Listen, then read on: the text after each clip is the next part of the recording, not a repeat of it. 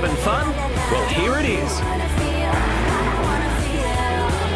We'll look after the fast and the furious. All you've got to do is handle the pace. The Champ Cars and the V8s and everything else on the streets of surface. The Lexmark Indy 300. It's Australia's biggest motorsport party, and it's only on 7. Well, we've just about seen it all on the Gold Coast, but is this the day we've been waiting for? History beckons here in the Champ Car World Series, and it's also a crucial time for the V8 Supercar Championship. It is race day Sunday on the streets of Surface Paradise. Hello, I'm Matthew White. Welcome to the Lexmark Indy 300 on 7. Team Australia's Will Power has pole position for the Champ Cars today. Can he become the first local and the 17th different winner of this event? What about the V8s? Well, race 2 is coming up very soon. We've already had one race and Neil Crompton Garth Tander has struck the first blow. Morning, Matty. Yes, in fact, great news for the championship because 3 of the top 4 in the championship coming into this race finished in the first 3 positions yesterday. And as always, we had a great race, 27 laps, 120 kilometres, 20 Ks longer than the same time last year.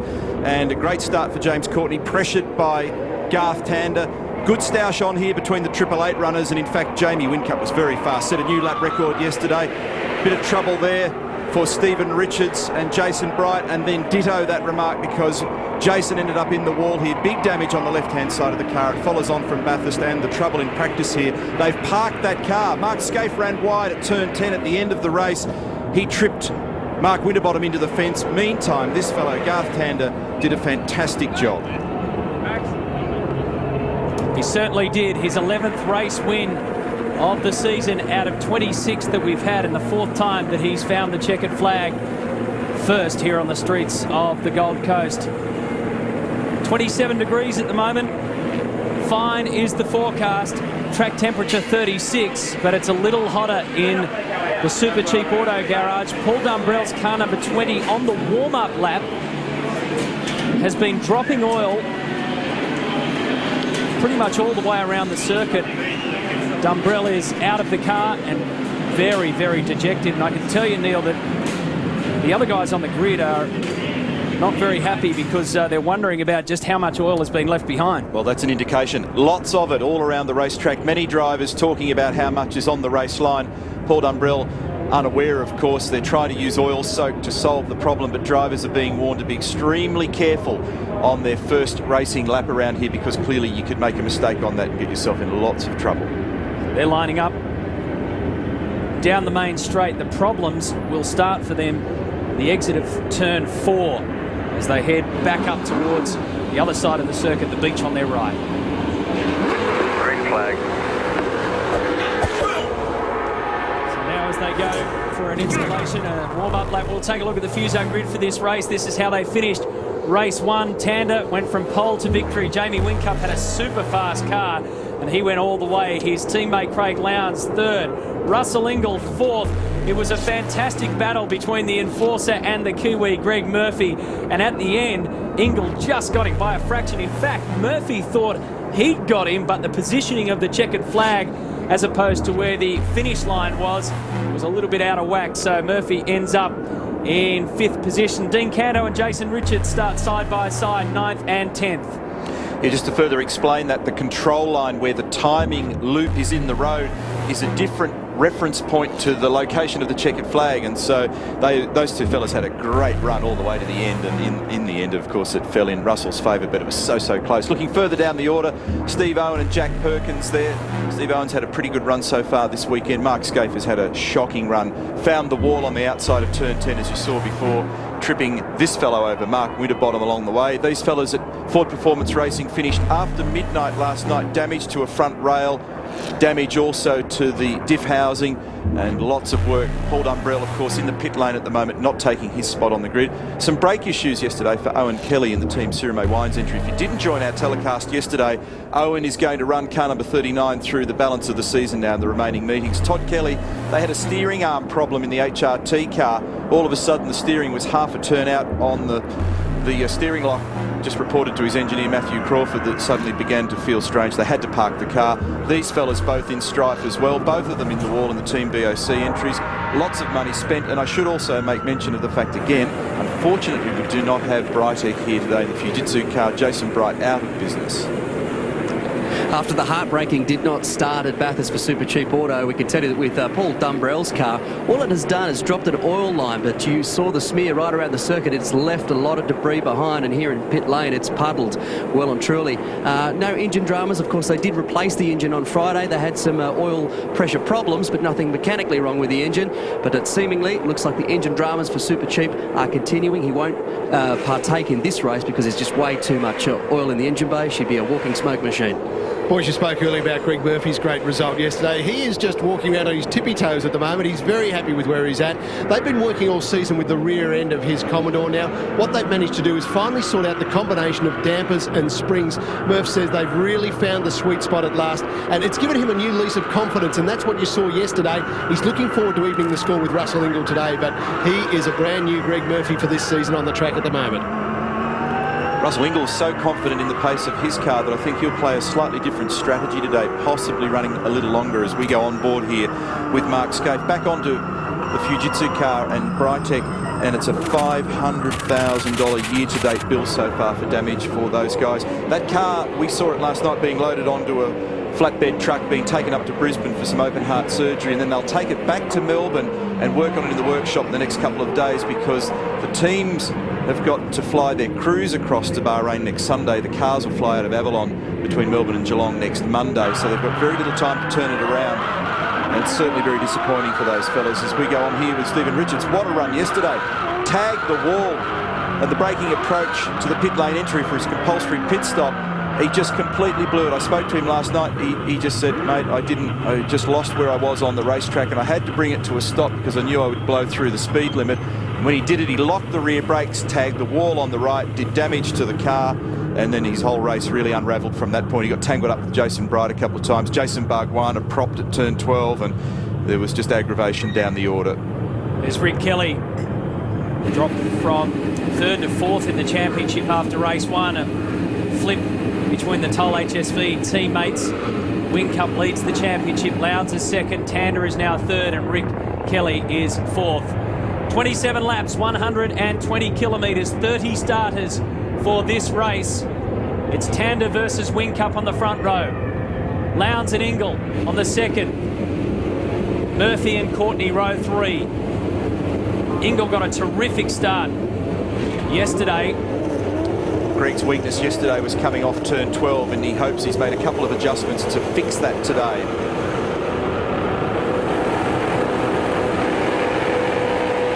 So here we go. The V8 Supercar Challenge. Check that out from Garth Tander, straight out the box. No messing about it. He will lead them down to turn one. What a launch from Tander. He just got instant bite and just disappeared down the road. Fantastic start. Trouble back in the mid-pack here, and it's one of the Jim Beam cars, and I think with one of the Gary Rogers Motorsport entries. And so far everybody else surviving. That one, Dean Cano, it was in car number 34. And Stephen Johnson.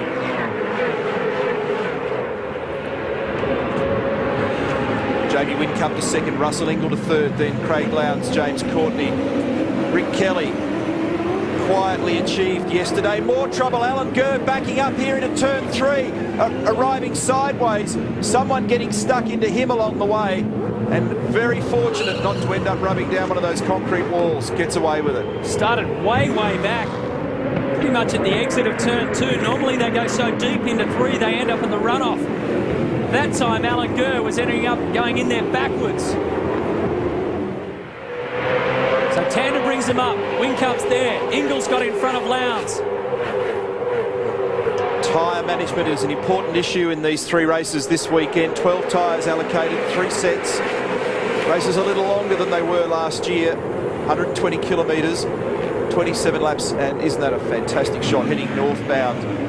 Main Beach Parade past the turn 7 chicane complex. A little trouble there for Steve Owen, running wide on the braking approach to turn 8. Good news is from turns 4 onwards there doesn't appear to have been any trouble with that oil line and the problem that Paul Dumbrell had on the installation lap. Well, Steve Johnson and the Jim Beam boys very disappointed in Dean Cantor. They feel that he turned Steve around. They're going to bring Steve Johnson in and take a look at the damage. Off the start, an amazing launch from Garth Tander. About midfield, probably there was a bit of contact, and here Dean Canto almost found himself. Well, both the Jim Beam cars were wrapped up in that one. It's a little bit hard to see who did what to who, because 3 into 1 definitely does not go at the turn 1 chicane. Sorry, the turn 2 chicane, and it's typical of the sort of incident we see down there. Let's have a look at this one from the other angle here. You'll see Alan Gurr arrives pointing in the wrong direction. One of the Team BOC cars was involved in that. He actually did make contact with the wall. I didn't realise that he'd given it a rub, and reasonably solidly so. 158.6 for Garth Tander, and it was a 1 second margin. You look at him disappearing.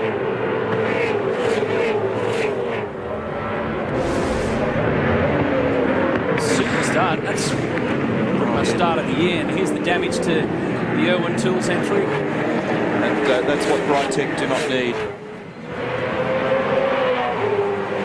They've been working 20-hour days since Bathurst to get their cars up here. So another car to repair this week before the trip to Bahrain. Jason Richards, he's down the order in 8th at the moment. I made mention of Rick Kelly before. And Rick yesterday creeping into the top 10, keeping that championship alive. We'll talk a lot about championship in the remaining rounds now of this series. From this race on, 200 odd points available.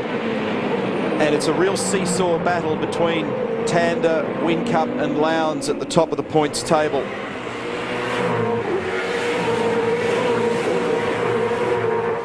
Bring that rear bar up a click or two if you need more front, mate. That lap for 152 from Tander. The quickest of the top 3. Russell Ingall 152.5.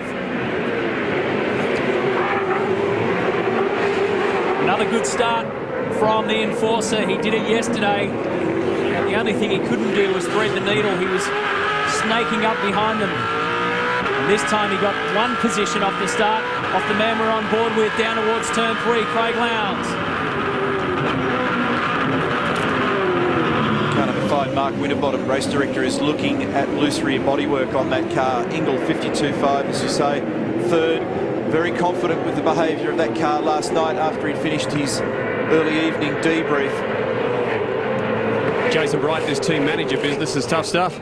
And we just can't take a trick this year, can we? I mean, you know, after the week the guys have already had preparing the car after Bathurst, and you know, the 2 days that we had in the lead up, you know, to see this on the first lap of this race is pretty heartbreaking. You know, the guys, I feel sorry for them. Like they've just put in an amazing couple of weeks to you know, get both these cars here. So you know, we'll have a look at it and see if we can get it back out there for the next one. Your car's already gone. It's a tight turnaround to Bahrain. Can we make it there?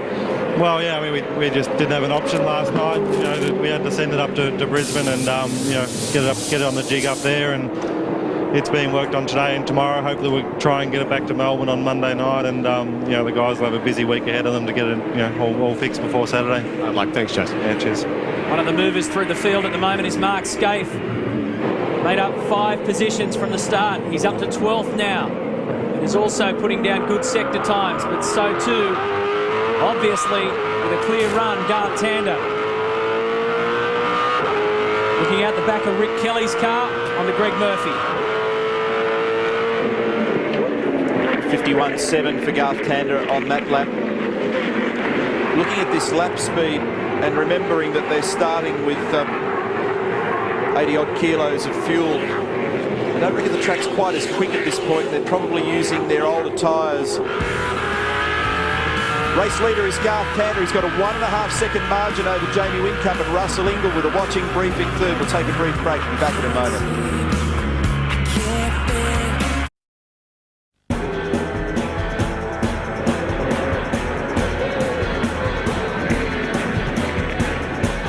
Lexmark Indy 300, the V8 Supercar Challenge.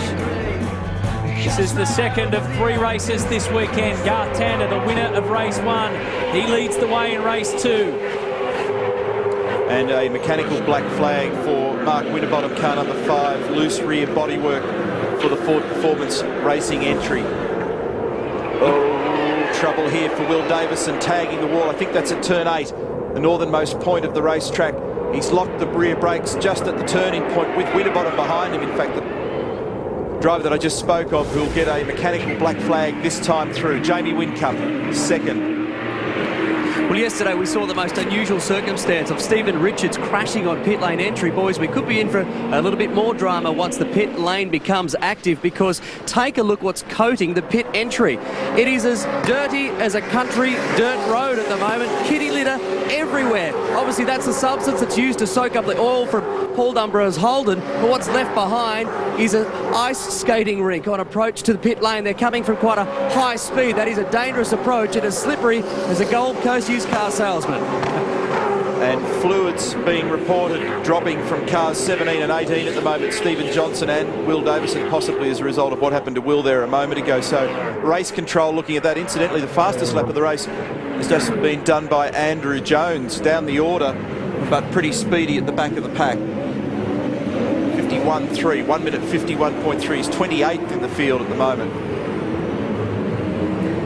There's Winterbottom from 29th in race 1 up to 20th. Of course, was on track for something a little bit better than that. And there's that damage that you're talking about to the rear of the Orcon Ford Credit Falcon. Fastest first sector split of the race so far, Garth Tander at 49.8. Still holding about a 1.5 second margin over Jamie Whincup. That brand new car that Wincup's driving has been behaving really well. I spoke to him last night and he's so relaxed about its behaviour and performance. Very easy to tune, nice car to race, and he rounded up Craig yesterday, who wasn't quite as happy with the balance of his car. Neil, very busy here in the Ford Performance Racing Garage. Team boss Tim Edwards is with me. Tim, do you know what's happened to Mark Winterbottom? Yeah, someone's run into the back of him, and it's just there's a little cosmetic strip underneath the back bumper that's hanging down. So we're going to bring him in on the next lap. Been a tough weekend, mate. Yeah, we're getting involved in everybody else's incident, so I think, all those stories about Chinamen and black cats and things like that, I think they're all true. All right, mate, hope the luck picks up. Let's go for a ride with Craig Lowndes. Team Vodafone 888 car, 4th on the road. In front of him is Russell Ingall.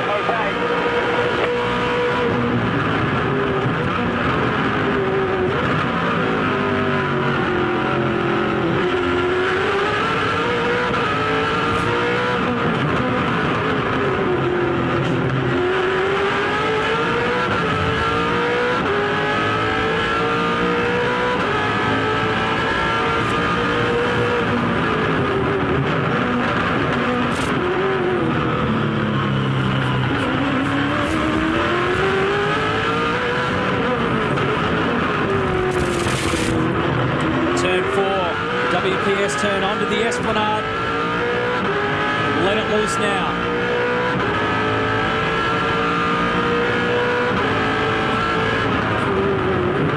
Touching 243 kilometres. Great closing speed there for Lowndes under brakes. You'll be the pioneer on this oil, so you have to be cautious there, but push up close. Campbell Little just warning Craig about that oil that Grant made mention of a moment ago. 51.1, fastest lap of the race for Garth Tander. It's a 240 kilometre an hour closing speed into that turn 7 chicane. Now at turn 8, these corners are all basically 80 kilometres an hour. Oh, someone went straight up the escape road at 8 then with a huge clip of pace.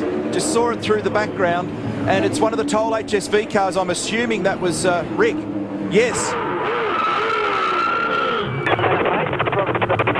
Throttle jam. The throttle jammed. Same to continue, or do you need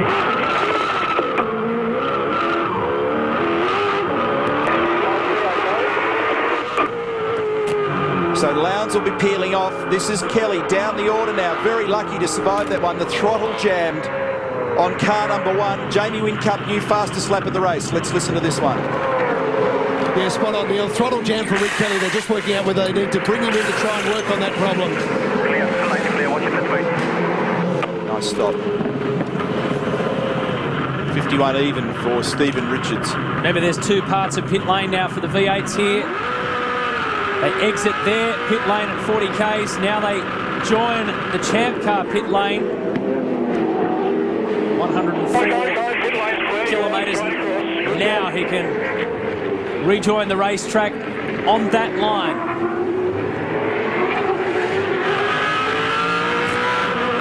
Tander's margins out to 1.88 seconds now. Watch this. There goes Rick down the escape road. Didn't look quite so bad from that angle. The other shot that we saw looking from turn 9 backwards, it looked pretty frightening. Now you could hear it. You could hear the engine in the background. So he's had to do a flick spin here.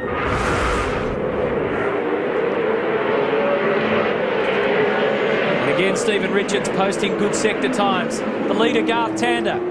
Jamie Whincup, second, comes around turn 8. Russell Ingall, third. Courtney, fourth. Also coming into picture now, the Tasman Motorsport entry of Greg Murphy, fifth. Well, Russell Ingall getting back to Stone Brothers on the radio saying he is over the moon with the car at the moment. The Falcon is firing for him. As a result, they're going to change his pit strategy. They're going to keep him out there, take advantage of the car running as hot as it is at the moment, and try and make up some ground in this race. Pentax race cam tracking Garth Tander. So that leaves Jamie Whincup heading the field.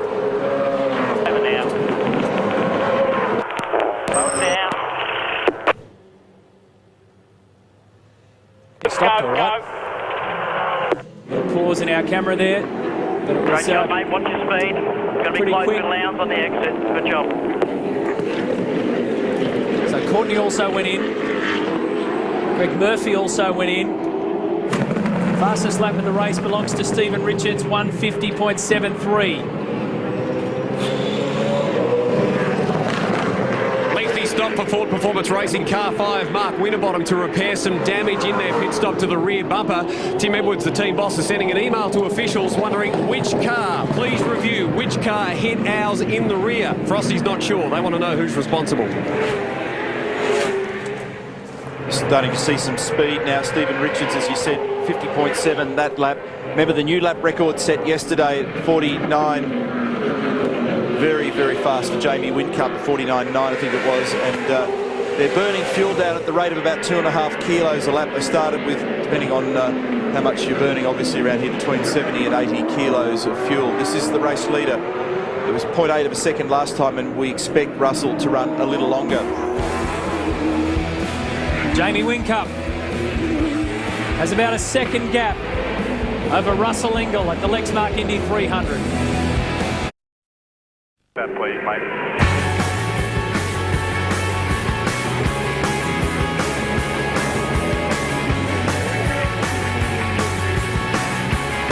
This man's just having a great year. Jamie Whincup, the 24-year-old, leads the championship. Jason Richards in pit lane. Watch your pit lane speed. So too Jason Bargwanna. Go, clear, mate, clear. Stephen Richards is going to get the bad sportsmanship flag for constantly hitting the tyre bundles in car number 6. So that's a warning. If you weren't with us yesterday, you may be unfamiliar. The pit lane speed limit for the V8s in their half of the lane is 40 k's as per normal, but when they transit the Champ Car pit lane, they're permitted to run up to 105 k's, which works out perfectly because top speed with this diff ratio in first gear is 104 k's, so you drive down the second half, this area we're looking at here now, at exactly 104 kilometres an hour, flat out in first gear. And then once you cross that yellow line, you're released and away you go. You can make a straight line entry, or in fact you must make a straight line entry into the first chicane.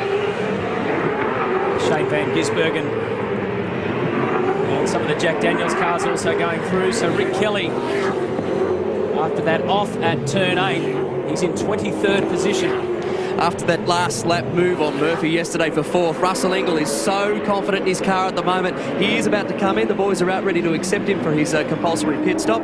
What jammed him yesterday, they said this car speed potentially was a top 2 car, but they had a 5-second slow stop with a gun that jammed. Plus, of course, as we spoke about earlier, they brought him in too early. Will this be the strategy that moves him up the order further? He is happier than he's ever been. So good news on that half of the garage, but for James Courtney, for a pit lane speeding infringement, he's going to serve a drive-through penalty, black flag. Just watching Mark Skate come into the pit entry, much cleaner than Russell Ingall, who got completely sideways on that kitty litter stuff. Talking of Mark Skate, the boys bringing him in now. They won't want any other problems with this car. They've run out of bits and pieces after the repairs overnight. If they have any more damage to the right front suspension components, control arms, they'll have to dig into the Bahrain toy box, and they don't want to do that.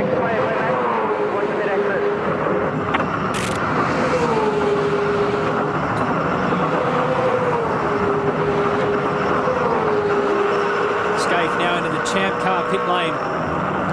He nearly reached for second gear there, which is his instinctive response. That was funny. He had to stop and think about it. If he had grabbed second, he'd be in all sorts of strife then. He didn't.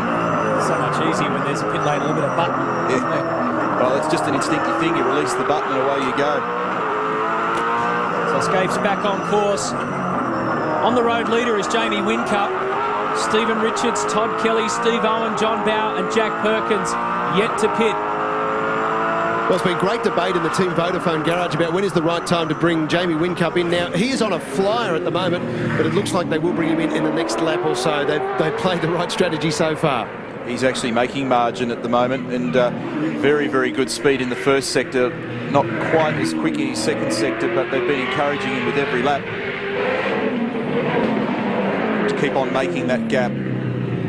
Good clean air, looking after the tyres, particularly the right rear, and looking after the brakes, which is an issue at this track, and in he comes. Gotcha. Watch the oil in the pit lane. CPS light off. Lever in the up position. Rear tyres only. Nice and easy into the box, please.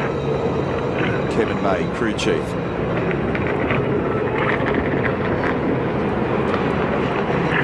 It's a great view on the Pentax fly cam. Now down to ground level. Clear. Watch your pit speed. It's pretty efficient. Okay, Jamie, cold rears. Make sure you watch your speed in the champ car pits, mate.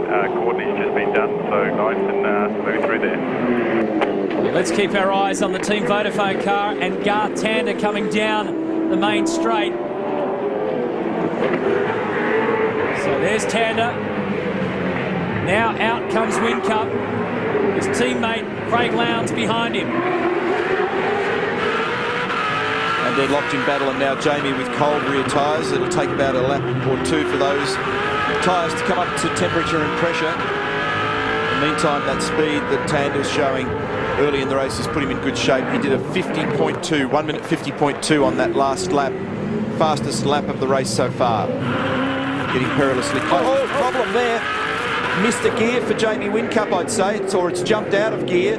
All of a sudden, Lowndes had to jump to the right and nearly nailed the back of his team. No worries. Keep it cool. We've got some nice rear tyres on now. Craig Lowndes has had to become the master of evasive action lately, this time with his teammates. So out of turn 3, right here, look at that.